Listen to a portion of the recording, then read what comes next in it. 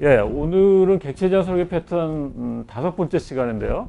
우리가 이번 학기에 객체지향이라는 단어, 그다음에 키워드 설계라는 단어, 패턴이라는 단어가 있는데 이미 우리가 객체지향의 여러 가지 개념들 그런 거 다 이미 소개했고요. 그다음에 설계에 대한 원리들, 그다음에 설계할 때 우리가 어떻게 표현한다, 뭐 UML 같은 걸 다 배웠습니다. 그래서 비로소 여러분들이 패턴을 배울 수 있는 기초공사를 다 했어요. 그래서 그 위에 기초공사 위에 오늘부터 이제 패턴을 소개할 텐데 오늘 얘기는 패턴이라는 게 생겨난 어떤 그 히스토리를 조금 알 필요가 있어요. 왜 패턴이라는 게 만들어졌고 도대체 이게 언제 기원이 있고 왜 필요하고 그 필요성들. 그래서 여기 지금 패턴의 필요성이 여기 지금 적용이 안 된 거하고 적용된 거를 딱 비교해 보면 아, 이래서 패턴을 쓰는구나 라는 걸 여러분 절절히 느껴야 돼요. 우리 요리 가리키는 분 중에 그 백선성이라는 분 있잖아요. 그분이 가리키는 스타일이 그렇죠. 그죠? 일단 해보게 한 다음에 한 거하고 자기가 한 거하고 비교해서 그게 비교를 알면 아, 그 레시피를 따라가고 그 방법을 따라가게 되잖아요. 쉽고 그러면. 그래서 우리도 마찬가지예요. 패턴을 지금 모르는 사람이 패턴을 적용 안 된 코드를 보고 그 다음에 패턴을 적용된 코드 설계를 한번 보면 아, 이게 훨씬 좋구나라는 걸 우리가 느낄 수 있거든요. 그리고 패턴을 배울 때 그 차이를 못 느끼면 아, 패턴을 그냥 외우는 식으로 해서 어떤 때 적용돼야 되는지 우리가 느끼지 못해요. 그러니까 이게 굉장히 중요합니다. 적용됐을 때, 안 적용됐을 때. 그 다음에 오늘은 패턴을 실제 배우는 건 아니지만 패턴의 맛을 보기로 하겠습니다. 패턴이라는 게 도대체 어떻게 구성되어 있고 유형이 어떤 거고 그 다음에 패턴에 적용되는 공통적인 형식, 크게 이제 패턴으로 만들어진 이제 엔진 부분이 있고 그걸 다루는 쪽이 있고 뭐 그런데 하여튼 그거를 잘 알아두면 앞으로 패턴 우리가 배울 때 다 똑같은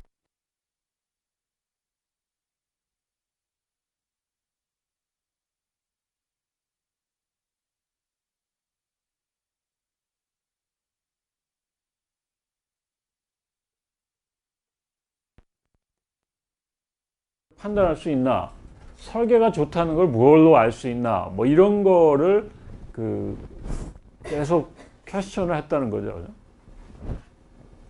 객관적인 기준, 좋은 설계는 있는데 나쁜 설계는 없는 게 뭘까? 건축 설계에서요.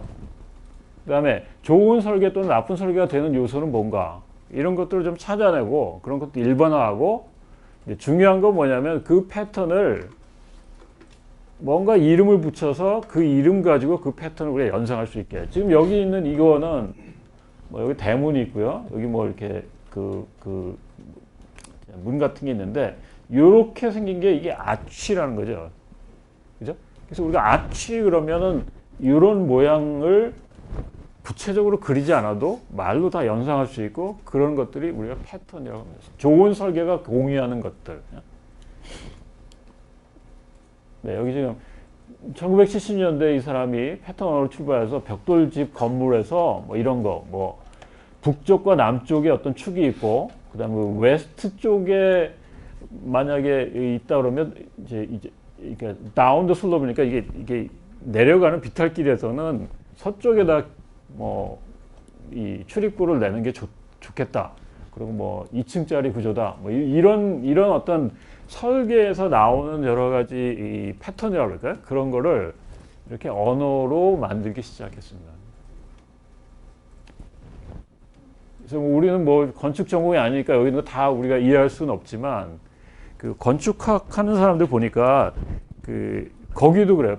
그 아키텍처에서도 랭귀지가 되게 중요한가 봐요. 이렇게 어떤 설계를 했을 때 그 설계를 사람하고 같이 커뮤니케이션 하는 게 굉장히 중요해서 거기도 랭귀지 코스가 있는 것 같아요. 근데 우리도 뭐 마찬가지입니다. 어떤 설계를 할 때 아, 이거를 코딩으로 다 풀어가지고 설명을 해서 아, 이렇게 짜야 돼 라고 하는 것보다 설계의 큰 덩어리를 이런 식의 어떤 패턴 랭귀지로 우리가 만들 수 있다 그러면 설계할 때 훨씬 커뮤니케이션도 좋고 설계를 이해하고 설계를 좋게 가지고 갈 수 있는 좋은 여러 가지 장점들이 있어서 패턴이 생겨났습니다. 1987년에 우리 잘 유명한 이 GOF 이 네 사람이 이 웁슬러라는 이게 이제 Object Oriented Programming System and Language 뭐 이런 학회인데요. 이 학회에서 요 논문을 발표하고 요때 이제 그 어떤 패턴의 초기는 UI 쪽의 패턴들 뭐 윈도우에 뭐 작은 페인을 적게 둬라든지 스탠다드 페인을 넣다든지 뭐 이런 것들이 이제 그 발표가 됐습니다. 그 이후에 이제 그 이 사람들이 어떤 작업을 했냐면 객체 지향 프로그램을 여러 기관에서 쓰는데 예를 들면 제너럴 일렉트릭에서도 소프트웨어를 객체 지향으로 만들고 또 뭐 보잉에서도 만들고 뭐 그런 회사들이 만든 소프트웨어 설계들을 보니까 똑같은 문제를 해결하고 있는 어떤 설계가 여기서도 똑같고 이쪽에서 똑같은 해결 방법을 쓰고 있다는 거죠. 이 두 기관은 뭐 전혀 아는 사이도 아니고 뭐 교류도 없었는데 그래서 이 사람들이 그런 거를 23개를 패턴을 발견해 가지고 책을 하나 출간했는데 지금도 이 책이 아마존에서 베스트셀러입니다. 이 CS에서 제일 많이 나가는 책. 그래서 이 사람 네 사람이 뭐 여기 에릭 가마, 뭐 리차드 헤슨 뭐 이런 사람들이 다 이름을 한꺼번에 부르기 어려워가지고 이 학회에서 어떤 사람이 그냥 Gangs of Four라고 그래가지고 그냥 부르기 시작했는데 그게 그냥 별명처럼 돼가지고 이 사람이 지은 책을 우리가 GOF의 디자인 패턴이라고 합니다. 자, 패턴을 왜 사용하나 뭐 그냥 뭐 비유를 한번 들어볼게요. 목수들이 대화한다고 합시다. 근데 서로 이제 일을 나눠서 하면서 나무를 자른다고 해요.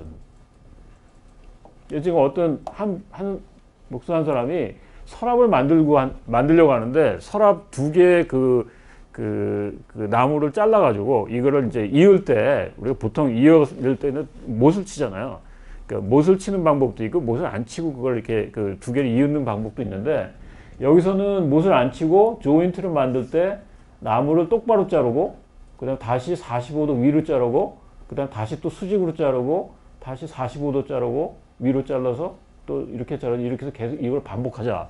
이렇게 만약에 지시를 내렸다 그러면 그럼 이렇게 하는 거하고 지금 또 다른 팀은 두 가지 방법이 있는데 요게 이 도브테일 조인트가 이제 이런 거라는 거예요. 요거구나. 요거 도브테일은 이제 이 나무 두 개를 해서 여기다 이제 뭐 쇠로 연결하는 방법이고 열장이음이라는 거는 이제 이렇게 아까 앞에 있는 것처럼 이렇게 잘라가지고 서로 이렇게 맞춰 끼우는 거죠. 그래서 이거는 간단하고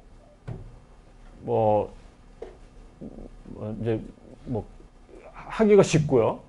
눈에 잘 띄지 않고. 근데 이거는 더 복잡하지만 뭐 온도와 습도에 약한 단점이 있지만 미적으로 더 좋고 뭐 이런 뭐 이음새를 안 써도 좋고 뭐 이런 어떤 장점이 있다고 그럽니다. 그럼 이 두 가지 중에 어떤 방법을 할까 얘기할 때 이렇게 말로 막 설명하는 것보다 또는 그림으로 그리는 것보다 간단히 이렇게 도브테일 조인트, 이거 뭐 한글로 열장이음이라고 하나 봐요.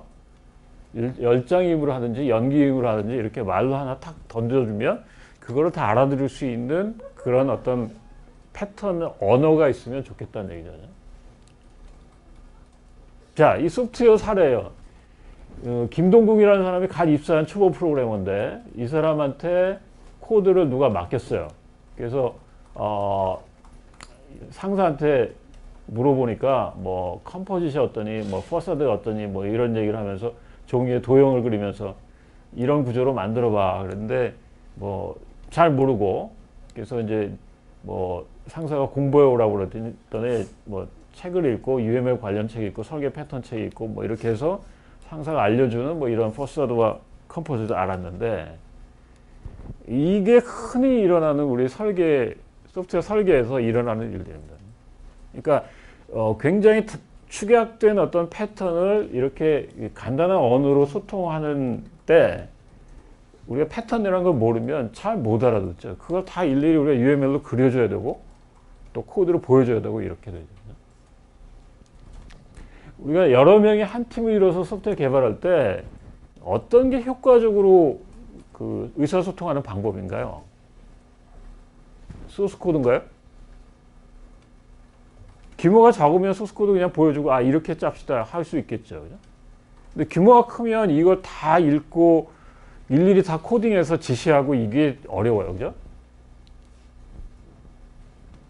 그러면 조금 더 발전된 방법 UML 다이어그램 같은 그리면 아 클래스가 어떤 게 있어야 되고 클래스 안에 뭘 넣어야 되고 클래스에 어떻게 연관돼야 된다 이런 거를 알려주면 훨씬 더 효과적이겠죠. 그죠? 네, 그거보다 더 효과적인 거는 UML을 일일이 그리지 않더라도 특정 코드 전체를 설명할 수 있는 어떤 단어들 이게 이제 어떤 패턴이라는 겁니다. 그래서 여기 지금 싱글턴 패턴 그랬으면 싱글턴이라는 건 한 개 객체를 한 개만 만들 수 있게 강제화하는 거거든요. 그런 경우가 생길 수 있죠. 뭐 어떤 객체를 2개 이상 만들면 되게 골치 아픈 경우 어떤 일이 있을까요? 어떤 경우에 그런 일이 생길까요? 예를 들면 몇 사람이 같이 프로그램 짜는데 같이 공유해야 될 어떤 클래스가 있다. 거기다가 갖다 어떤 데이터를 담을 거다. 그러면 여러 개를 모르고 내 프로그램에서 하나 객체 만들고 저쪽 만들고 그러면 2개를 다 싱크로나이즈 해도 골치 아파지잖아요. 그죠? 예를 들면 우리 오퍼레이팅 시스템 만드는데 스플러라는 객체가 필요해요. 근데 이건 2개 있으면 되게 골치 아파. 또 스케줄링도 해야 되고 그러니까 스플러를 1개만 만들고 싶으면 강제로 객체를 1개 만들도록 장치를 해야 되겠죠. 그죠? 그런 패턴이 싱글턴입니다. 이 싱글턴을 설명하려면 몇 개의 그림을 그려야 돼요. 근데 그렇게 안 하고 코드를 보여주지 않고 그냥 싱글턴으로 합시다. 그러면 굉장히 의사소통이 빨라지겠죠. 그죠?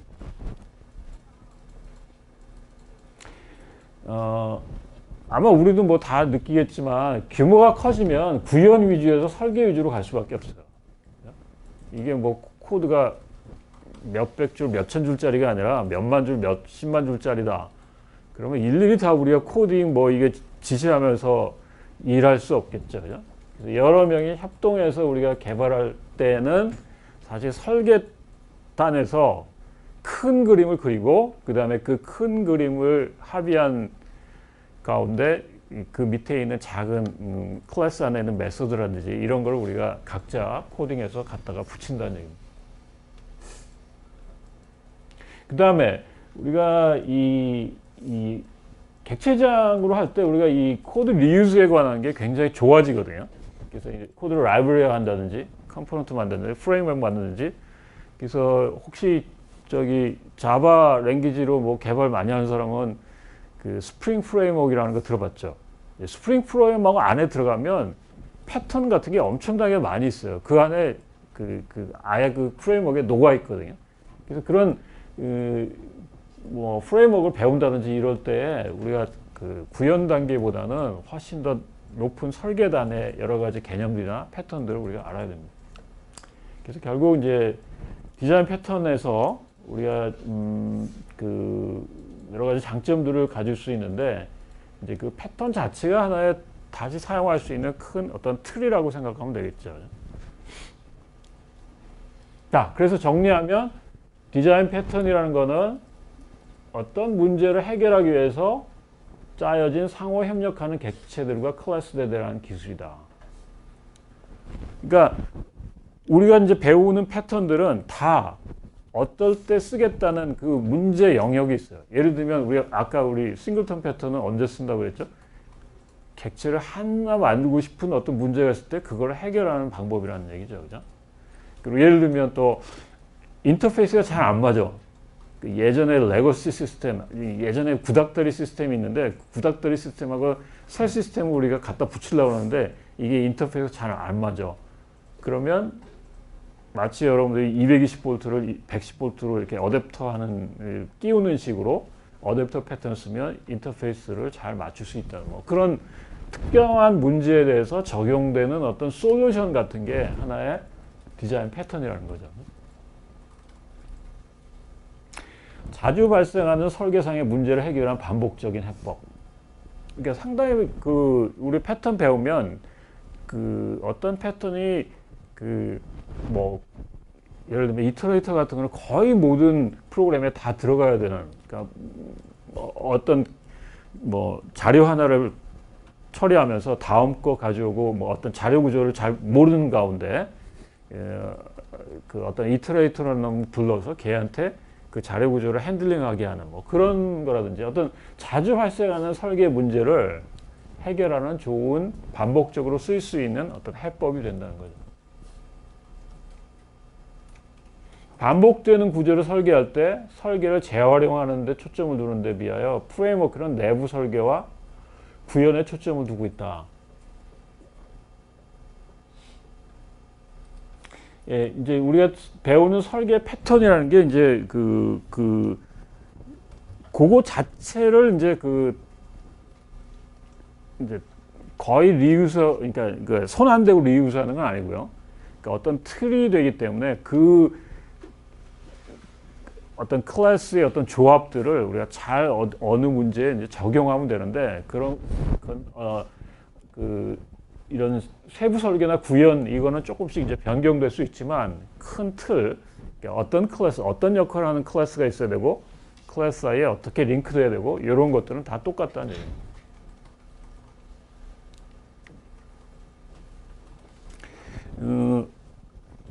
우리 패턴이라는 말이 설계에서는 꽤 많이 쓰이는데요. 다른 패턴. 예를 들면 패션 디자인 애들도 패턴이란 말 쓰죠.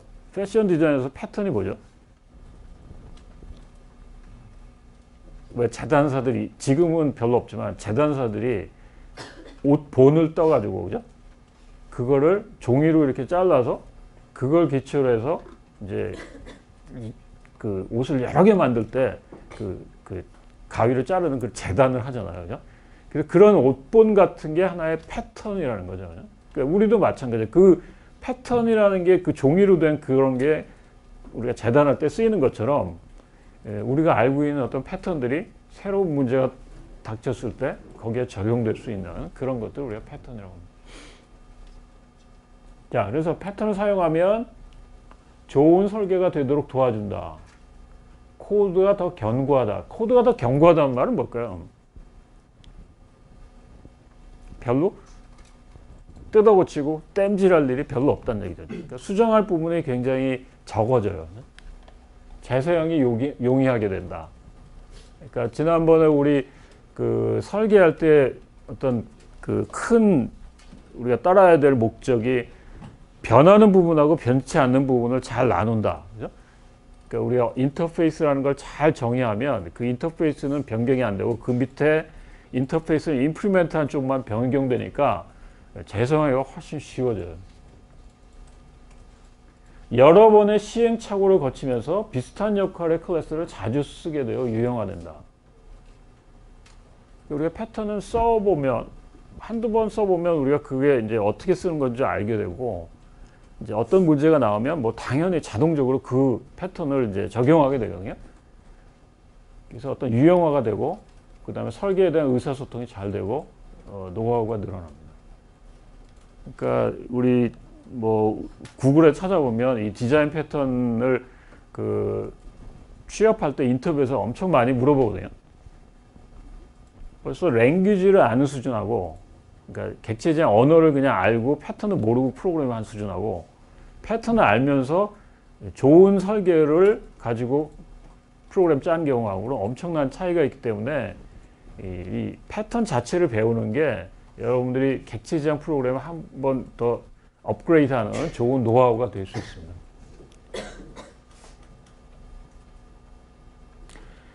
우리가 설계 목표 같은 거 뭐 예전에 뭐 다른 과목이나 아니면 앞에서도 좀 얘기를 했었는데 좋은 설계라는 거는 이제 잘 이용할 수 있고 또 융통성이 있고, 그러니까 아주 하드 코드 된다는 거는 이게 지난번에도 우리 얘기했지만 변경할 때 너무 많은 코드에 손을 대야 되고 쉽게 고치기 어렵고 확장하기 어렵고 이런 것들은 융통성이 없는 거죠. 그죠? 그래서 유지보수성이나 융통성 있는 설계가 되려면 코드를 상당히 일반화해야 되고 의존하는 걸 최소화해야 되고, 근데 일반화하는 거는 우리가 객체지향에 좋은 무기가 있어요. 뭐죠? 네, 클래스라는 것도 있지만 객체 지향에 좋은 무기, 우리 뒤에도 뭐 나오겠지만 이 폴리모피즘이라는 게 굉장히 좋은 일반화고 또 이 자바의 인터페이스라는 개념을 이용해서 우리가 잘 정의하고 또는 앱스트랙트 클래스 같은 걸 정의하는 거, 이런 것들이 코드의 일반화에 해당되죠. 네, 그 다음에 강인성, 신뢰성 있는 설계, 뭐 강인한 부품, 뭐 이런 것들은 이제 그 코드가 이제 점점 사용할수록 별로 손댈 일이 없어지는 거죠. 굉장히 그 재사용성이 높고, 그 다음에 충분함, 정확성, 모듈화된 설계, 뭐 이런 것들이 있는데, 제일 우리가 디자인 패턴에서 잘 만족하는 거는 결국 이거예요. 이런 융통성이나 재사용성. 프로그램이 훨씬 고칠 때, 수정이 있을 때 쉬워지고, 지금 현재만 좋은 게 아니라 미래 시점에 우리가 프로그램 고칠 때 훨씬 도움이 되는 그런 것들이 많이 있습니다. 자, 거기까지 혹시 질문 있나요?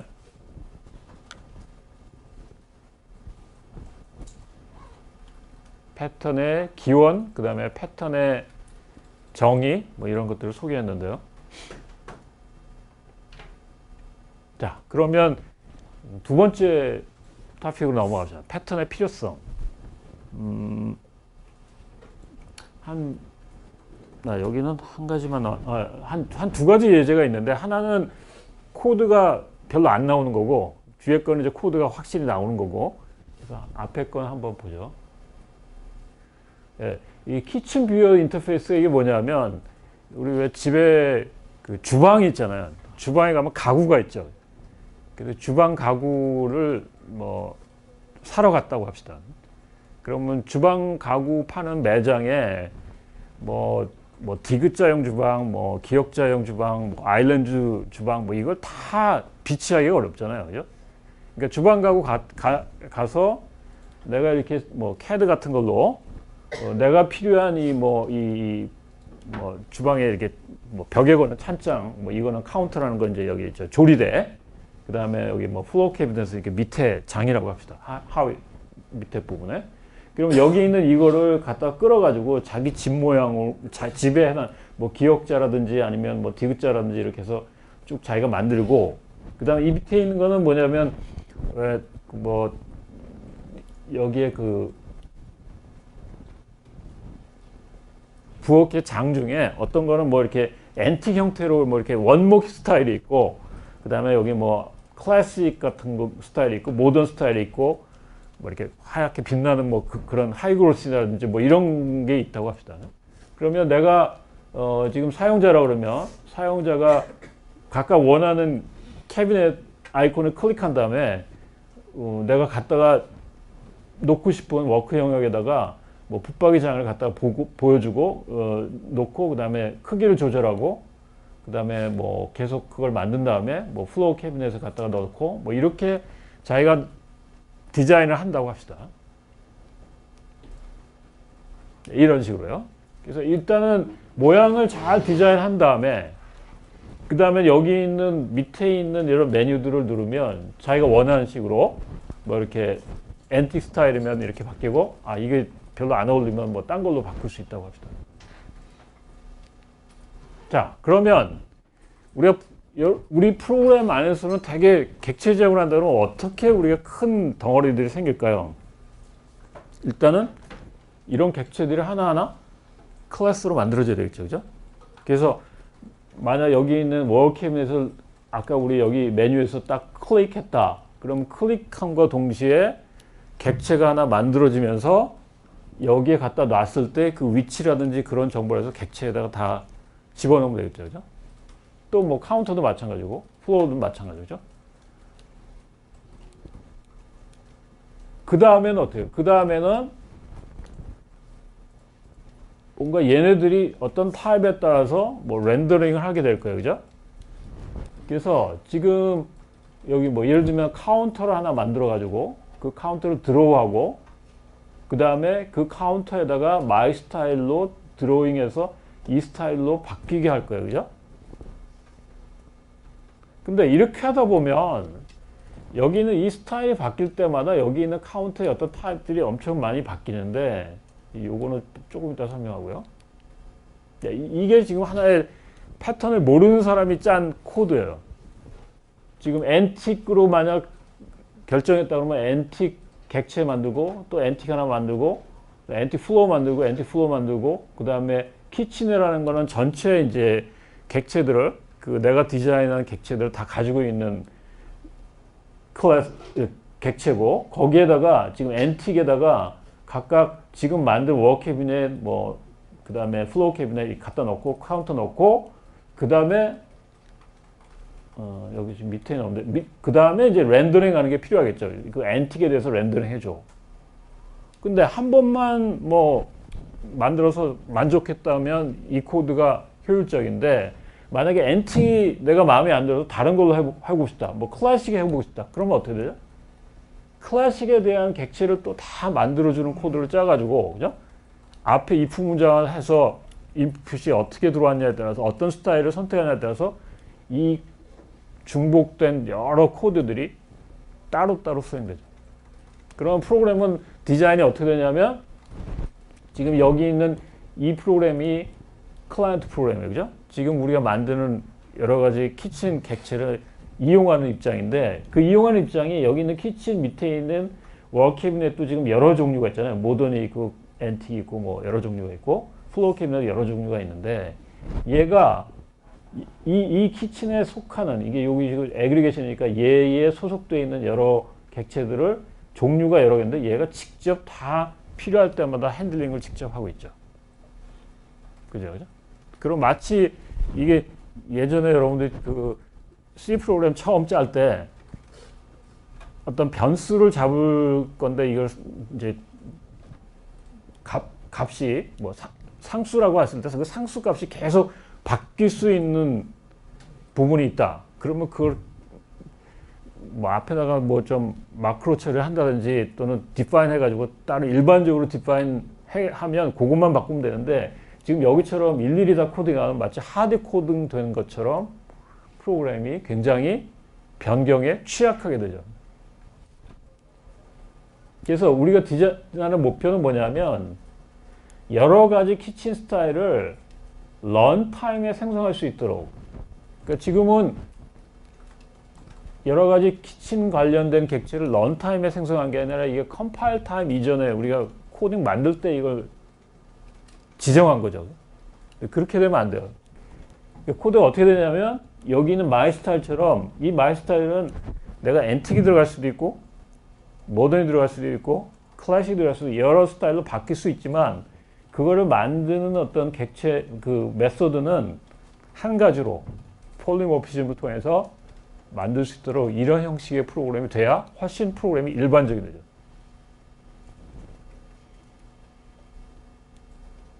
자, 그러면 어떤 식으로 우리가 패턴을 적용하면 되냐면 일단은 지금 워크 캐비넷, 플로우 캐비넷 그 각각 다 형태별로 있어요. 그죠?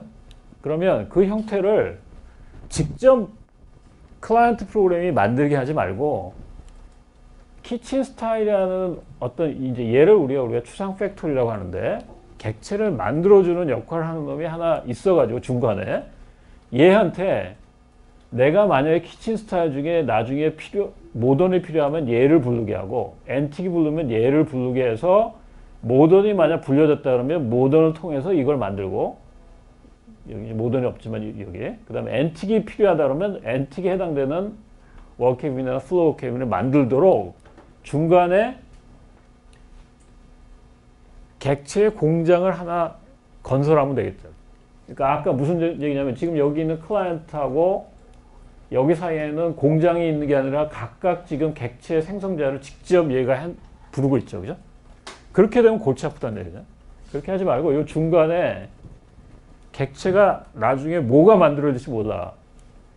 모던이 만들어질지 엔틱이 만들어질지 모르는데 뭔가 만들어지면 나중에 이 키친 스타일만 지정해가지고 키친 스타일이 만약에 모던이면 모던 거를 쫙 만들고 엔틱이면 엔틱이 만들어지도록 중간에 뭐랄까 좀 중간 그 역할을 하는 놈을 하나 두면 훨씬 더 클라이언트 입장에서는 플렉서블해지죠.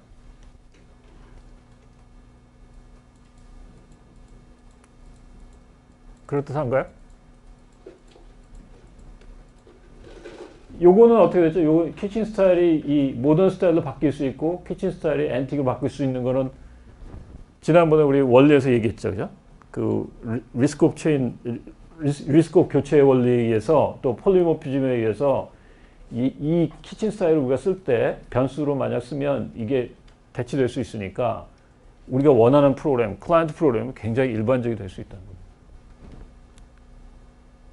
네, 이제 다시 또 네, 여기 클라이언트 프로그램이 아까는 직접 핸들링해서 여기 있는 키친 밑에 있는 뭐 모던 캐비넷이나 여기는 모던 플로어 캐비넷을 직접 터치했는데 지금은 어떻게 됐죠? 그게 다 없어졌죠, 그죠? 그게 다 없어지고 얘는 키친 스타일한테만 명령 내버리면 얘네들이 직접 모던 또는 앤틱을 생성하도록 그렇게 만드는 패턴이 추상 팩토리 패턴입니다. 이해가 되나요? 질문 있으면 하죠, 질문. 이게 이제 그 차이를 조금씩 느낄 수 있어야 되는데 앞에 있는 내가 설명했던 클라이언트가 직접 얘네들을 핸들링 하는 거하고 직접 생성하는 거하고 그렇지 않고 이 위에 있는 이 얘를 통해서 생성하는 거하고 분명히 차이가 커요. 그죠? 그걸 느낄 수 있어야 돼요. 질문 없습니까? 질문?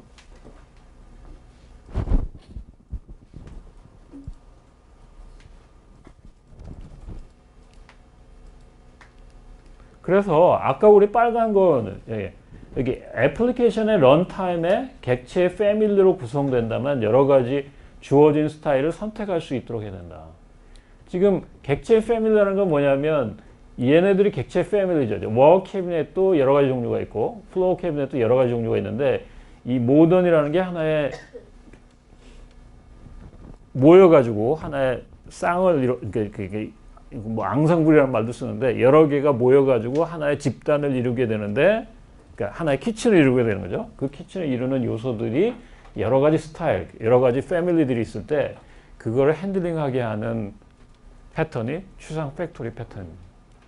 그러니까 객체 패밀리라는 단어가 나왔다. 그럼 무조건 추상 패밀리, 추상 객체, 추상 팩토리를 적용해야 돼요. 이해가 됩니까?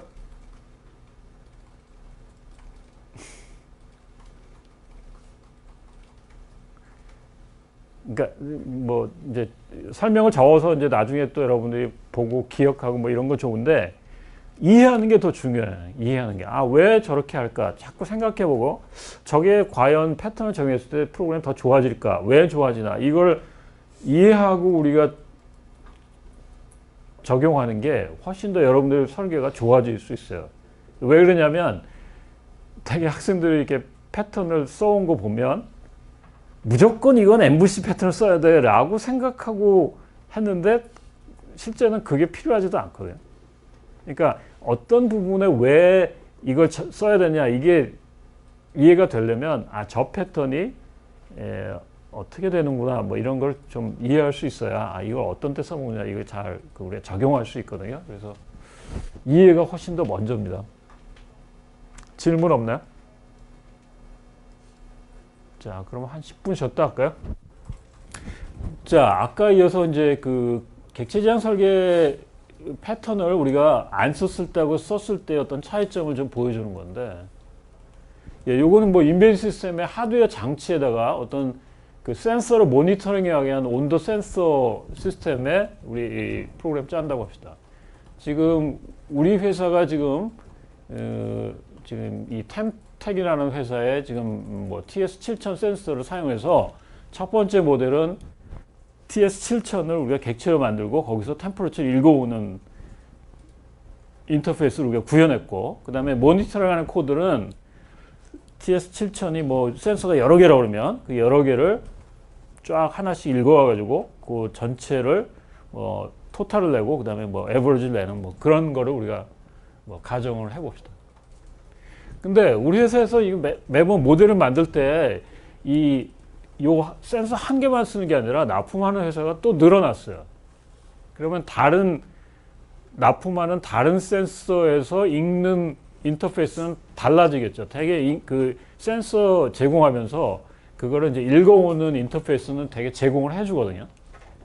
그러면 지금 여기서는 슈퍼 템 리더라고 그래가지고 다른 회사 거를 지금 해서 얘는 current reading이라는 걸로 지금 읽어온다고 그래요. 그러면 내가 프로그램 여기 있는 이 센서들을 이용해서 내가 프로그램을 짠다 그러면 각 센서들이 타입에 따라서 TS7000이면은 get템으로 있고 그다음 슈퍼템이면은 또 다른 current reading이라는 걸 읽고 해가지고 쭉 똑같은 방법으로 우리가 에버리지 내면 되겠죠. 그러면 이게 두 개만 있는 게 아니라 또 계속 앞으로도 늘어날 건데 그럼 늘어날 때마다 이 코드는 다 계속 변경되겠죠. 그죠? 자, 그렇게 짜지 말고 우리가 패턴으로 적용해서 지금 우리가 짜는 프로그램이 클라이언트예요. 지금 우리가 센서를 이용하는 거. 그러면 지금 TS7000이든 SDR이든 하여튼 제공하는 것들이 있는데 그거를 내 프로그램에서 어떤 표준화한 인터페이스로 제공하도록 바꿔주는 지금 이제 어댑터라는 걸 배울 텐데 그 어댑터 역할을 하는 걸 하나 달자는 얘기입니다. 그래서 나는 지금 센서가 어떤 종류가 되든 관계없이 get temperature라는 걸 읽고 싶은 거예요. 그러면 요걸 인터페이스로 정의하고 abstract 클래스로 정의해도 되고 그 다음에 그거를 상속받거나 구현받는 어댑터를 하나 만들어서 이 어댑터 안에 들어가면 코드는 심플해요. 그냥 내가 어댑터가 만약에 슈퍼템에 대한 리더라 그러면 그 슈퍼템 거를 읽어오는 그런 그 센서 그 슈퍼템의 current reading을 읽는 그러니까 살짝 get temperature의 인터페이스를 current reading이라는 걸 살짝 바꿔주는 거죠, 그죠?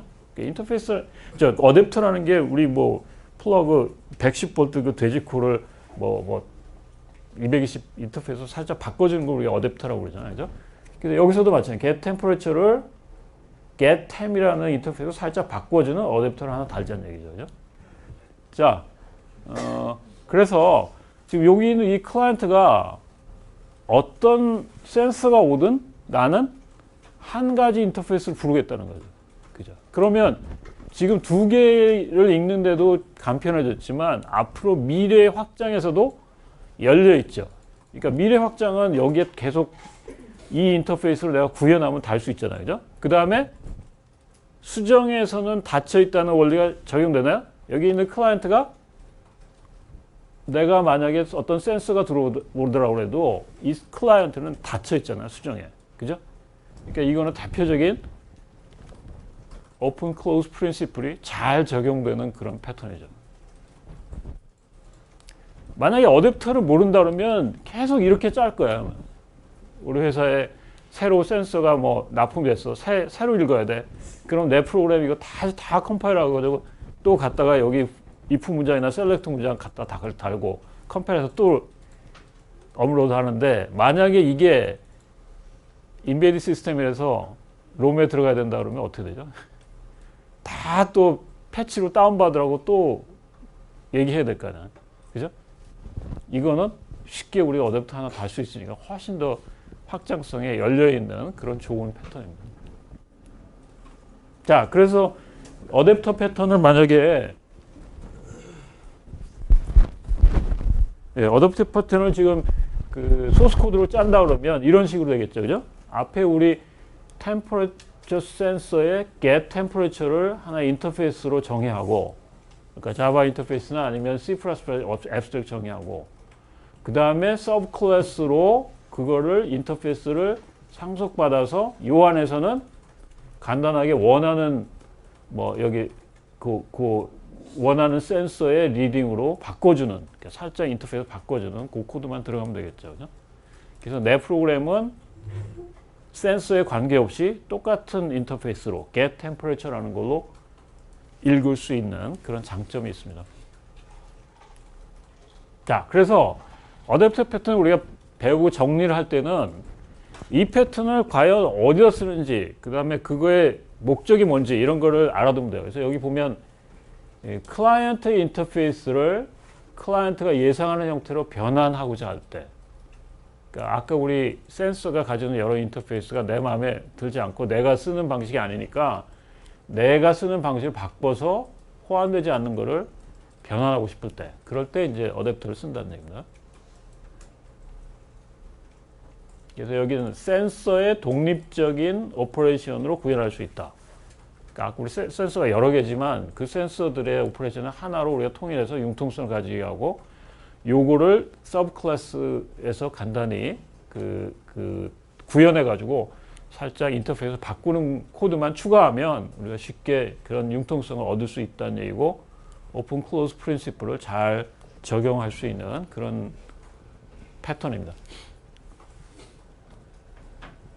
자, 그래서 뭐 이거 다 한 내용인데, 간단히 우리가 그 문제 해결에 대한 방법만 간단히 이렇게 언급할 때, 여기 지금 뭐 get temperature 메소드를 가지고 슈퍼 클래스를 만들고 서브 클래스를 상속받아서 각 제품의 인터페이스 클래스 인스턴스 갖게 하는 거 어때? 이렇게 길게 얘기하는 것보다 그냥 여기에 어댑터 패턴 한번 써봐 라는 의미, 이 간단한 문장에 상당히 많은 의미를 함축하고 있죠. 그러면 어댑터 패턴을 알고 있는 사람은 이렇게 길게 얘기 안 해도 다 알아들을 수 있고, 거기에 맞게 우리가 설계하고 코딩할 수 있다는 얘기는. 그래서 패턴이라는 거는 어떻게 보면 새로운 거라고 할 수도 있지만, 이미 알고 있는 어떤 옵티멀 솔루션을, 최적의 어떤 해법을 잘 정리한 노하우라고 할 수 있어요. 그러니까 우리 엔지니어링이라는 게 사실은 이게 예전부터 이렇게 해보니까 잘 되더라 하는 거를 이렇게 쌓아가지고 어떤 원리로 만들고 그걸 우리가 배우고 그걸 적용시키고 뭐 이런데, 소프트웨어를 우리가 많이 설계해 봤더니 이런 문제에 대해서는 이게 최적의 솔루션이야 라고 하는 것들이 모아진 것, 그게 이제 패턴이라는 거죠. 자, 그래서 여기 뭐 패턴을 우리가 오늘 다 설명할 건 아닌데, 예를 들면 객체의 묶음을 같은 형식으로 취급하고 싶을 때, 예를 들면 객체의 묶음이라는 거는 왜 여러분들 그림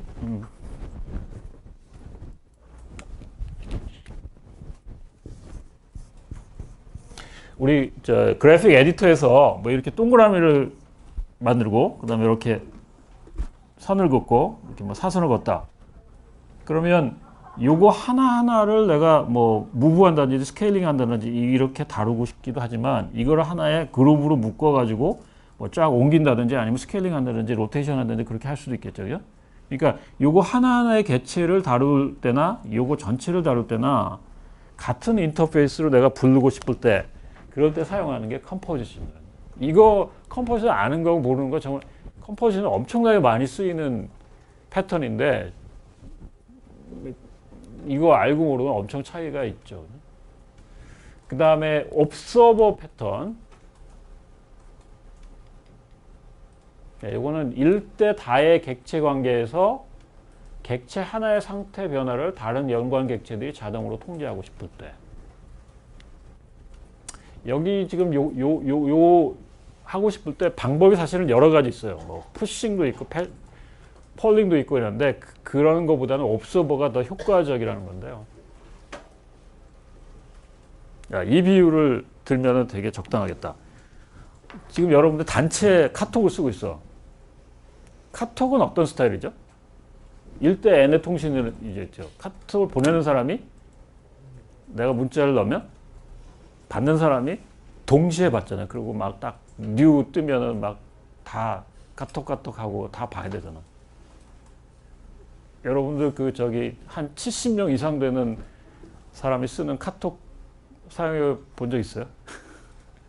밤이 될 수도 있고, 이게 묵음으로 안 해놓으면 엄청나게 많이 울리고, 또 요새는 이제 첫 화면에 공지하는 거 있잖아. 저기 안 해더라도 그냥 딱 공지해서, 이게 밤에 만약 보내면 이게 옆에 휴대폰 놨다가 막 화면이 밝아지고 막 이러잖아요. 그죠? 공지 때문에.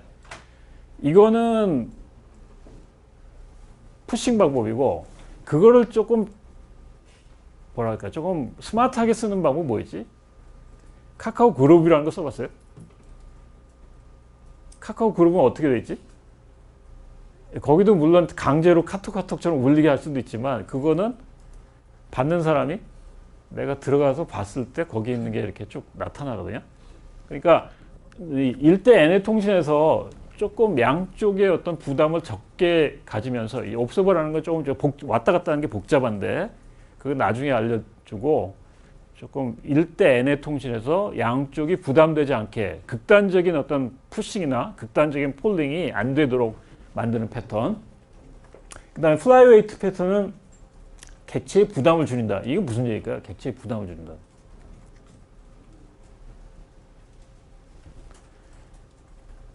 어떤 클래스가 뭐 데이터가 엄청 많어.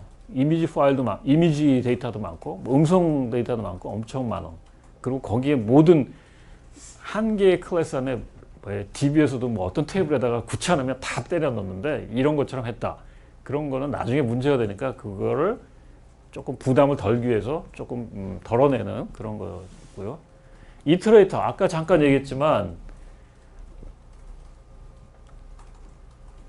예를 들어서 어떤 자료 구조에 해당되는 여러 자료 요소들이 있는데 그 자료 요소를 하나하나씩 원 바이 원씩 처리하고 싶을 때 그럴 때 뭔가 중간에 그 자료 구조를 처리해주는 이터레이터라는 놈을 하나 둬가지고 내 입장에서는 그 자료 구조를 자세히 핸들링 안 해도 쉽게 내가 쓸 수 있는 그런 형태고요.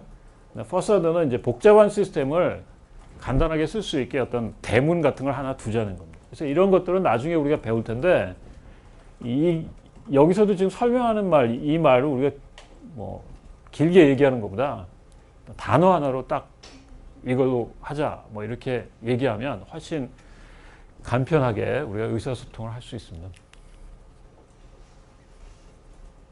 예, 이거는 지금 아까 그 추상 팩토리 패턴은 이제 그 GOF에서 분류할 때 객체를 생성하는 쪽의 패턴인데 이 메디에이터 패턴 같은 거는 이제 행위 패턴이라고 해서 그 객체 사이의 어떤 메시지 교환이 하나의 패턴으로 나온 그런 부분인데 예, 이거 뭐 별로 어려우지 않으니까 간단히 설명해 봅시다.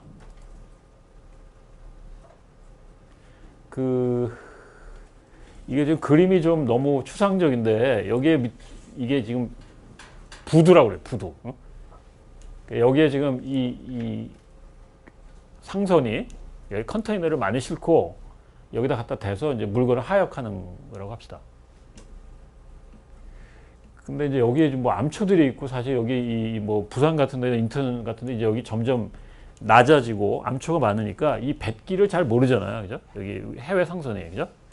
그래서 이거를 잘 인도하는 여기 터그보트라고 그러는데 여기 예인선이라고 그럴까? 이 사람들이 여기서 이제 떠나가지고 가서 그 안내해가지고 안내라기보다 직접 타가지고 이 사람들이 운전해가지고 여기 오거든요. 그 직업을 뭐라고 그러는지 알아요, 혹시? 도선사라고 한다. 도선사가 엄청 돈 많이 버는 직업이에요. 탑 랭킹의 그런 걸, 연봉을 받는데, 이거 따기도 되게 어려운 거예요. 배 경력도 많아야 되고, 내가 언젠가 한번 TV 무슨 VJ 특공대 같은 데 봤더니 그 도선사가 어떻게 훈련받고 이런 거 잠깐 나오던데 이 배를 한 몇백 미터 되는 배를 여기까지 아주 세심하게 될 때는 이 각도 하나 조절할 때마다 엄청 뒤에 가면 큰 차이가 나나 봐요. 그래서 여기 가서 이렇게 배를 딱 갖다가 댈 때는 운전을 못하고 이 옆에 있는 이 터그보트 같은 걸로 예인선으로 이렇게 갖다 밀어가지고 갖다가 딱 대더라고요. 근데 그것도 엄청난 노하우가 있어야 안전하게 갖다가 댈 수 있는 배인데 그거를 만약에 훈련시키는 시뮬레이션 프로그램 여러분들이 짠다고 합시다. 그러면 여기 있는 상선이라든지 이런 배 관련된 여러 가지 객체들을 하나의 클래스로 우리가 정의를 해야 되겠죠. 그죠? 그래서 여기 예인선하고 여기 터그보트 저기 도선하는 예인선하고 그 다음에 상선하고 1대 n의 관계로 지금 이렇게 묶여 있다고 합시다. 그러니까 어떤 상선이 오면 예인선이 하나 갖다 어사인 되는 거죠. 그죠?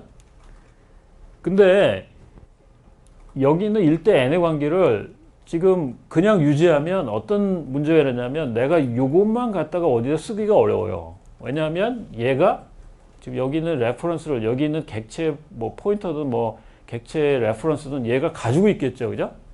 그래서 이걸 직접 연결하지 않아야 얘네 하나를 갖다가 다른 데도 이용한다든지 얘 하나를 다른 데 갖다 이용할 수 있거든요.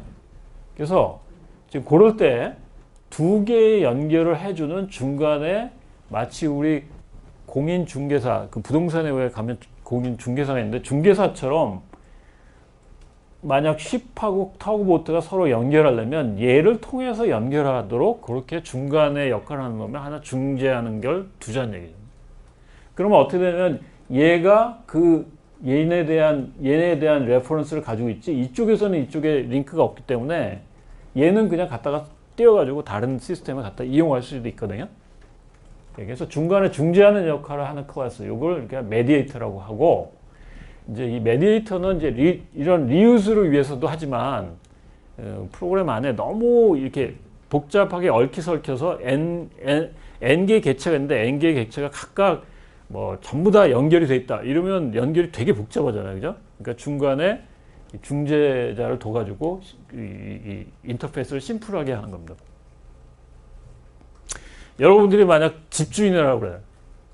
그러면 집을 팔려고 그럴 때 내가 개인적으로 팔려고 그럴 때 어디에 올려놓고 사겠다는 사람이 있으면 내가 사겠다는 사람 다 일일이 다 핸들링 해야 되죠. 다 전화하고 협상하고 막 이래야 되잖아요, 그죠? 근데 만약에 중개사를 두면 어떻게 되죠? 나는 중개사하고만 통신하면 되고, 그죠? 중개사는 그 대신에 여러 사람하고 통해도 되지만 나하고 사실 여러 살 사람들하고는 굉장히 인터페이스가 심플해진다는 거죠. 그죠? 그래서 요거는 지금 여기 있는 얘네들이 메디에이터의 베이스 클래스고 얘네들이 메디에이터예요. 그래서 얘네들을 연결해 주니까 직접 연결될 일은 없겠다는 얘기죠. 그죠? 네, 그게 이제 메디에이터 패턴이고요. 그 다음에 이게 플라이웨이트 패턴인데,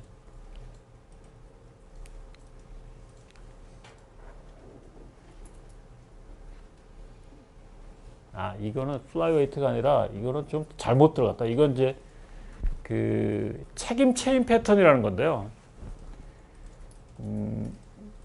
간단히 얘기하면 어떤 책임을 맡고 있는 어떤 클래스들을 이렇게 나란히 세워가지고 외부에서 어떤 일의 요청이 왔을 때 내가 책임을 지고 있는 일이 들어왔다 그러면 내가 핸들링하고 내 책임이 아니라면 옆에한테 떠넘기는 거예요. 그죠? 그래서 여기 지금 모델이 있고 뭐 바디 스타일이 있고 이거는 뭐냐면 우리 왜 자동차를 여러분들이 산다 그러면 가서 견적을 내고 뭐 이렇게 색깔을 정하고 막 이러잖아요. 그죠?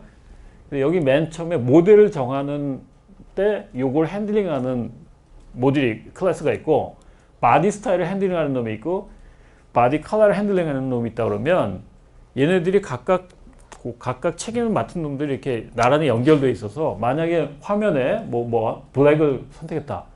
그럼 일단은 모델이라는 놈이 이렇게 이제 순서는 정해져 있어요. 내가 맨 먼저 외부에서의 어떤 이벤트를 받아가지고 내 거라고 그러면 내가 처리해주고 내 게 아니라면 다음 놈한테 넘기는 거죠. 그래서 걔가 만약에 책임이 있는 이벤트가 왔다 그러면 걔가 핸들링 해주고 아니면 다음으로 넘기고 이런 스타일의 패턴이 책임 체인 패턴인데 이거는 나중에 우리 다뤄질 거고요. 자, 거기까지 혹시 질문 있나요? 패턴이 적용될 때하고 적용되지 않을 때 어떤 차이가 있는지 뭐 그런 걸 좀 설명한 겁니다. 자, 그러면 마지막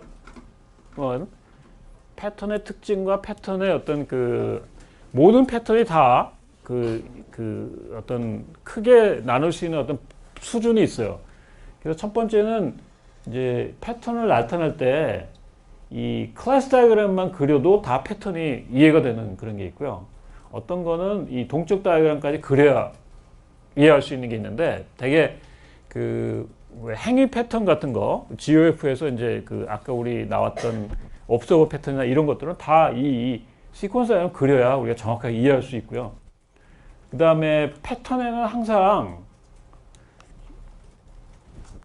나타내는 어떤 수준이 있는데 이제 그 패턴의 핵심을 나타내는 추상적인 수준이 있고, 그 다음에 패턴의 실체를 나타내는 뭐 예를 들면 코드까지 다 보여주는 그런 수준이 있고요.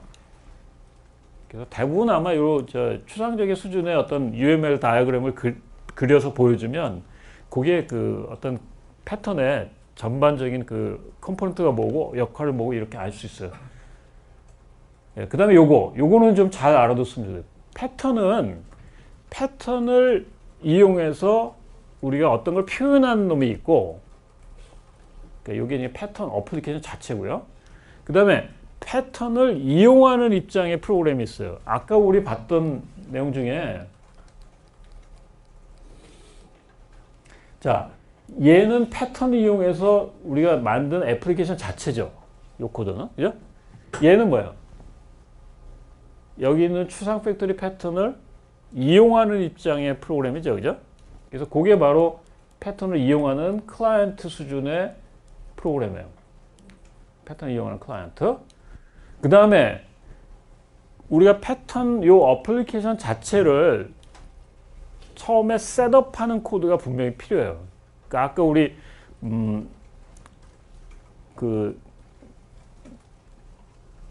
키친 그 주방 가구를 디자인하는 거에서 여러 가지 그 관련되는 그 스타일의 클래스를 정해 놓은 다음에 그 클래스의 객체를 우리가 갖다 써야 되니까 그 객체를 실제 만들어주는 부분이 있어야 되겠죠. 그죠? 그 부분을 우리가 셋업하는 코드라고 합니다. 그래서 그 패턴을 이용하면 항상 이 세 가지 수준의 프로그램이 항상 있어야 그 패턴을 이용할 수 있는 그런 코드가 되는데, 그러니까 어떤 패턴을 썼을 때 그 패턴 자체, 패턴을 적용한 애플리케이션 자체, 그 다음에 그걸 이용하는 프로그램, 그 다음에 그거를 객체를 만들어주는 셋업하는 프로그램.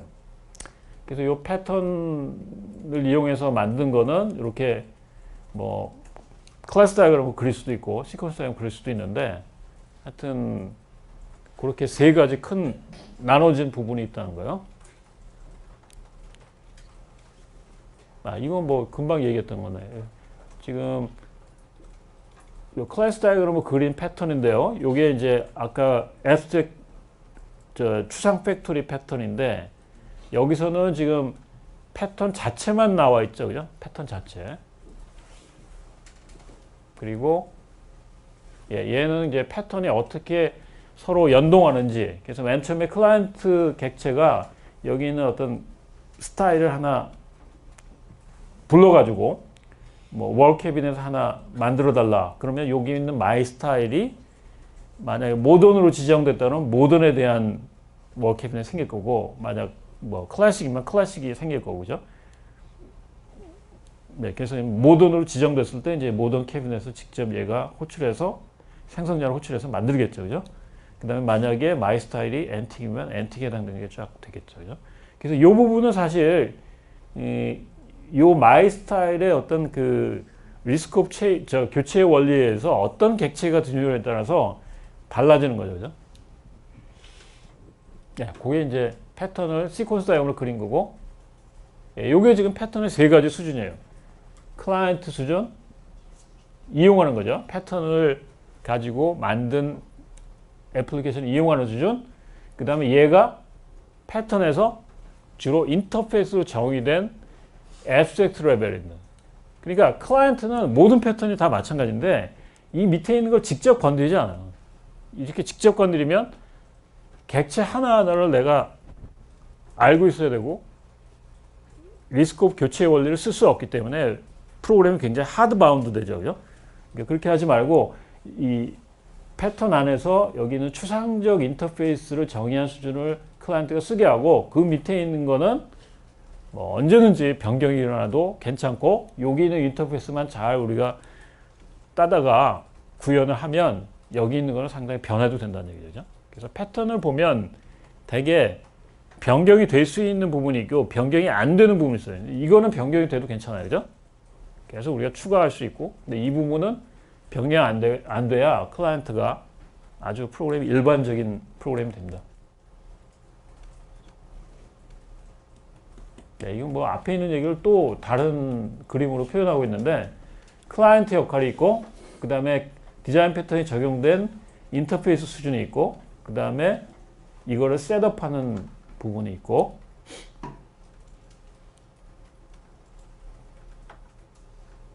예, 이게 중요한 부분에서 계속 반복해서 슬라이드를 강조하고 있는데, 예, 특정 패턴이 적용되는, 그러니까 그 패턴에 적용돼서 사용을 당하는 입장이죠, 그죠?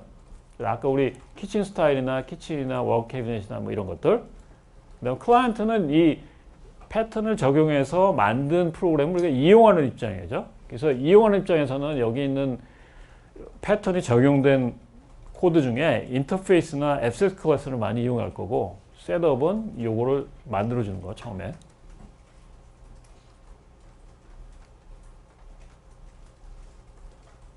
그 다음에 이제 이 패턴을 할 때, 패턴 안에서는 이제 직접을 호출하는 것보다는 간접 호출이 많아요. 우리 왜 머신 인스트럭션 할 때, 여기 뭐 add direct 하면은 뭐 여기 있는 뒤에 값을 직접 더하는 거고, 여기 add indirect는 여기 있는 주소 값을 찾아가지고 거기 있는 레지스 안에 있는 걸 더하고 뭐 이런 명령인데, 그거하고 비슷하게 우리가 클라이언트한테 뭔가 이렇게 클라이언트가 어떤 일을 시킬 때 직접 그 대상을 시키는 것보다 이렇게 간접적으로 여기 있는 위에 있는 어떤 인터페이스를 통해서 이렇게 시키는 게 훨씬 더 얘는 하드바운드가 되지 않고 융통적인 프로그램이 된다는 얘기입니다. 그걸 우리가 델리게이션이라고 해요. 델리게이션. 그러니까 대표적인 게 아까 우리 이터레이터 같은 거, 내가 여기 있는 자료 구조 뭐 지금 스택으로 되어 있는 놈을 내가 핸들링 한다고 그럴 때, 클라이언트 프로그램이 그 자료 구조를 직접 그 타입을 스택에 있는 걸 직접 핸들링하면 나중에 이 스택이 예를 들어서 뭐 다른 걸로 바뀌었다 그랬을 때 그 핸들링하는 스택에 있는 걸 뭐 팝한다든지 푸시한다든지 이런 인터페이스를 내가 다 고쳐줘야 되죠, 그죠? 근데 그렇게 하지 말고 중간 역할을 하는 어떤 놈한테, 야, 내가 뭔가 어떤 자료 구조가 있는데 그 자료 구조에 하나씩 꺼내와. 근데 다음 게 어디 있는지는 나는 잘 모르겠어. 하여튼 너한테 내가 지시하니까 다음 거 하나 핸들링하면 다음 거 가져오고 그 다음 거 또 가져오고, 그래서 끝까지 네가 좀 해줘. 그러면 나는 얘를 위임해서 여기 있는 자료 구조에 있는 내용을 하나씩 처리할 수 있지만, 나는 여기 있는 자료 구조에 굳혀진 거예요. 얘가 뭐 스택이 되든 트리가 되든 뭐 큐가 되든 나는 그거를 알 필요는 없죠. 그래서 이제 그걸 델리게이션이라는 게 굉장히 클라이언트 입장에서는 프로그램이 굉장히 융통적인 프로그램이 된다는 얘기입니다. 예, 여기도 마찬가지예요. 클라이언트가 여기는 DP 인터페이스의 메소드를 통해서 do 오브젝트한테 무슨 일을 시키는데, 이 do 오브젝트, do it이라는 거는 여기에 지금 폴리모피즘으로 구체적인 콘크리트 duo가 여러 개가 다 수행될 수 있는 거죠. 그죠? 그러니까 나는 내 프로그램은 이 위임을 통해서 굉장히 많은 다양한 객체들한테 일을 시킬 때 그게 아주 일반적으로 내가 호출할 수 있으니까, 예전에 우리 객체지향 패러다임을 얘기할 때 내가 우리 다음 강의실로 가라는 그런 예가 있었는데, 다음 강의실로 갈 때 유치원 애들 같이 뭐 하나하나 일일이 이걸 다 구별해 가지고 하는 것보다 각각의 객체한테 책임이 따로따로 주어지면, 나는 다음 강의로 가라는 그런 인터페이스만 딱 얘기해 주면 모든 객체에 대해서 어떤 객체의 종류가 오든 관계없이 한 가지로 내가 명령을 내보낼 수 있죠. 그래서 그런 내용이 굉장히 중요한 패턴에서 쓰이는 그런 위임이라는 그런 형식입니다. 예, 그걸 지금 코드로 만든 거고요. 그래서 인터페이스 안에서는 지금 우리가 중요한 클라이언트가 부를 만한 인터페이스만 정의되어 있고, 그 다음에 여기는 이제 얘가 이 인터페이스 통해서 위임하는 그 객체가 지금 들어와 있는데, 여기는 두어 베이스가 여기는 베이스 클래스니까 이 밑에 파생되면 나중에 뭔가 추가될 것도 다 여기에 달기만 하면 이 코드는 절대 변할 일이 없죠. 그죠? 여기에 두어 베이스에 뭐 지금 있는 여기 밑에 달려있는 얘가 올 수도 있고 얘가 올 수도 있고, 또 다른 아직 여기에 없는 또 다른 게 와도 내 프로그램은 변경이 되지 않아요.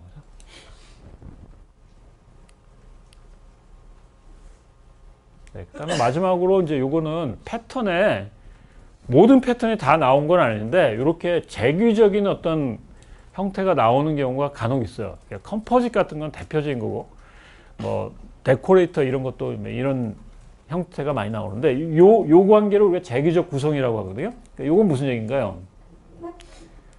지금 얘가 컨테이너라는 거죠. 얘의 집합인데, 얘는 집합인데 얘의 집합 안에 있는 요소로 위로 올라가서 이게 또 상속받으니까 얘가 될 수도 있고 얘가 될 수도 있죠. 그죠? 그러니까 우리 예를 들면 지금 뭐 컴퓨터 시스템에서 파일 시스템을 한번 생각해 봅시다.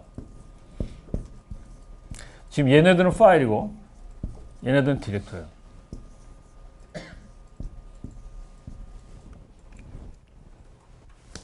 그러면 얘는 뭐죠? 얘는 컨테이너죠, 그죠? 그 컨테이너 밑에 여기 밑에 있는 요소들이 다 이 폴더 밑에 있는 요소들이죠, 그죠? 그러니까 여기 있는 폴더가 하나의 얘고, 그죠? 얘 밑에 달려 있는 놈들이 파일 디렉토리인데 또 디렉토리는 뭐야? 얘가 파일이고 디렉토리는 얘죠, 그죠? 그 디렉토리 밑에 또 파일이 또 있을 수 있으니까 이 밑에 가서 또 파일이 온다는 거죠, 그죠? 이렇게 하면 어떤 장점이냐? 여기에 지금 do operation이라는 인터페이스가 있는데 클라이언트 입장에서는 예를 들면 여러분들이 OS 프로그램 짤 때 디렉토리나 파일이나 내가 어떤 거를 딜리트하거나 또는 생성하거나 이런 프로그램 짠다. 그러면 이런 컴포짓 패턴을 안 쓰면 디렉토리일 때는 생성하는 인터페이스를 따로 불러야 되고 파일일 때는 따로 불러야 되잖아요. 그러면 되게 골치 아파지겠죠, 클라이언트가. 그죠?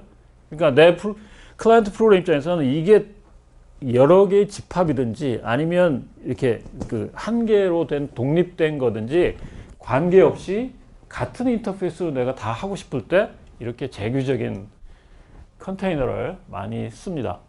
그래서 여기 보면 do 오퍼레이션 밑에 만약 do 오퍼레이션 얘가 이쪽에서 호출했다 그러면 집단적인 건 어떻게 해요?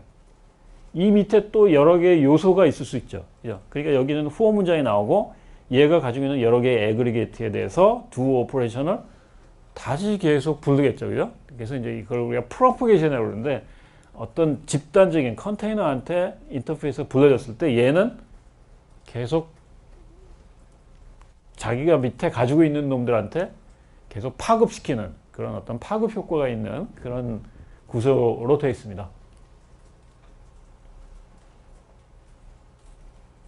예, 이거 뭐 그냥 적용 예인데 뭐 우리 회사에 지금 그 사원 중에 말단 사원이 있고 그 다음에 여기는 뭐 관리자로 봅시다. 그럼 관리자는 자기 밑에 있는 자기가 그 팀에 데리고 있는 그런 그 사원들이 있을 텐데 그 사원들에 대해서 지금 프린트아웃을 하면 얘는 지금 조직도 중에 중간에 있는 놈이니까 그 밑에 있는 이 밑에 있는 조직의 사람들을 다 이렇게 찍어야 되겠죠, 그죠? 근데 그 밑에 또 조직이 또 있다 그러면 계속 리커시브하게 찍힐 겁니다, 그죠? 그래서 이건 회사 조직도 같은 거. 이걸 똑같이 사장 밑에 뭐 밑에 있는 부장들, 그 다음에 뭐 팀장들, 그 다음에 뭐 팀원들을 이렇게 하면 이 조직도도 비슷하게 이렇게 찍을 수 있겠죠. 그래서 그런 거를 재규적인 패턴이라고 하는데 이런 패턴들이 이제 뭐 컴포짓이나 또 데코레이터나 뭐 이런 때 많이 사용합니다. 그 다음에 마지막으로 패턴의 표현 형식인데 우리 그 GOF 패턴 같은 책을 보면 마치 요리수 책처럼 돼 있어요. 그러니까 어떤 패턴 하나가 있으면 그 패턴의 이름과 그 사용하는 의도, 그 다음에 뭐 별명 같은 거, 그 다음에 뭐 그거에 뭐 적용하는 적용 범위, 그 다음에 여기 뭐 구조는 이제 UML로 그냥 그린 거죠.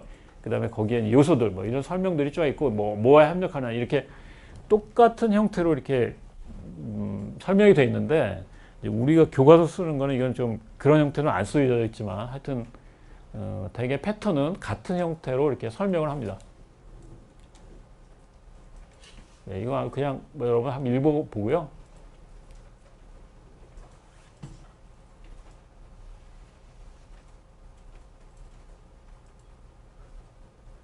뭐 아까도 얘기했지만 프로그램 수준이 아니라 추상화된 수준이고 그 다음에 실제 우리가 이 패턴이 23개 말고도 엄청나게 많은 패턴이 있어요. 뭐 아키텍처 패턴도 있고 뭐 테스팅 패턴도 있고 뭐 여러 가지 패턴들이 있는데 그 중에 이제 우리는 객체 지향의 설계 패턴, 작은 설계 조각, 아키텍처 패턴은 나중에 우리가 거의 끝날 때 소개를 하겠지만 조금 작은 규모의 어떤 클래스 단위의 그런 패턴을 배우기로 하겠습니다. 그래서 책에 우리 책에서는 좀 순서는 다르지만 이 GOF의 23개의 패턴을 거의 우리가 다룰 거고, 그래서 그 GOF 패턴에는 객체 생성에 관한 객체를 어떻게 만들 거냐라는 쪽의 패턴들을 우리가 크리에이셔널 패턴이라고 하고요. 그 다음에 클래스가 어떻게 구성되어 있는지, 뭐하고 연결되어 있고 어떤 게 연관되어 있는지 그런 위주의 패턴들. 그 다음에 얘네들은 클래스와 클래스 사이에 어떻게 메시지를 교환하느냐, 그 메시지 교환하는 형태가 하나의 패턴화된 거를 우리가 비헤이비얼 패턴이라고 합니다. 그래서 여기 보면 비헤이비얼 패턴이 제일 많죠. 그리고 패턴을 배울 때도 얘네가 조금 어려워요. 조금 기억하기도 어렵고, 조금 이걸 시퀀스 다이어그램 같은 그려야 되고, 제일 뭐 쉽고 좀 적용이 많고 이런 것들은 이제 스트럭처럴 패턴 같은 게 꽤 재밌는 패턴이 많고, 크리에이셔널 패턴은 그렇게 많이 사용되진 않아요. 근데 객체를 생성할 때 좀 플렉서블하게 생성하는 경우가 많은데, 하여튼 그렇습니다. 그래서 이 패턴을 배우는 방법은 이제 예전에는 이 GOF 책을 내가 그 교재를 쓸 때는 앞에서부터 이렇게 하나씩 배웠거든요. 근데 가만히 이렇게 가르쳐 보니까 굉장히 앞에 게 이해하기도 어렵고, 이게 별로 이제 사용 안 되는 경우도 많고, 그리고 패턴 중에는 어떤 거는 이 패턴에 아주 그 프로그램의 뼈대가 되는 게 있고요. 어떤 거는 구석에서 쓰이는 게 있거든요. 사실은 패턴 중에 이 뼈대가 되는, 시스템에 아주 근간이 되는, 프레임워크가 되는 패턴이 굉장히 중요한 패턴들이에요. 그래서 우선은 그 뼈대가 되는, 예를 들면 뭐 브릿지라든지 이런 것들은 먼저 배우고요. 그 다음에 이제 구석에 있는 패턴은 좀 뒤에 배우기로 하겠습니다. 질문 있나요, 혹시? 질문? 그래서 이번 주에 나가는 과제가 실제 우리가 설계하는 과제예요. 그래서 간단한 프로그램을 여러분이 코딩은 안 합니다. 그냥 UML로 설계만 해요. 그래서 설계를 하는데, 이걸 설계할 때는 여러분들 패턴을 모른다고 하고 한번 디자인을 해보세요. 똑같은 거를 뒤에 가서 패턴을 어느 정도 배운 다음에 또 디자인을 해볼 거거든요. 그러니까 이번 거는 패턴을 적용 안 해도 괜찮아요. 그러니까 여러분들이 알고 있는 지식을 가지고 최선의 디자인을 한번 해보고, 똑같은 문제를 패턴 배운 다음에 우리가 디자인을 해보도록 하겠습니다. 질문 없나요, 혹시? 네, 질문 없으면 여기까지 하죠.